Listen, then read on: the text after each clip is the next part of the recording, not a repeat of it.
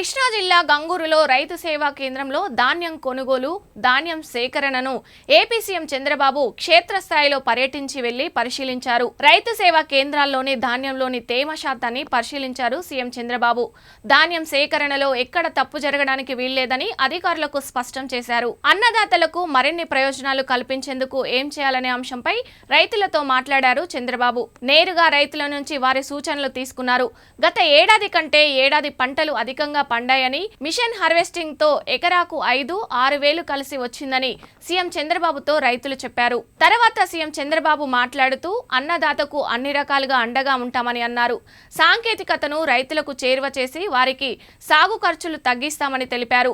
ఆధునిక వ్యవసాయంతో ఆంధ్రప్రదేశ్ రాష్ట్ర అన్నదాతను అగ్రస్థానంలో నిలుపుతామన్నారు.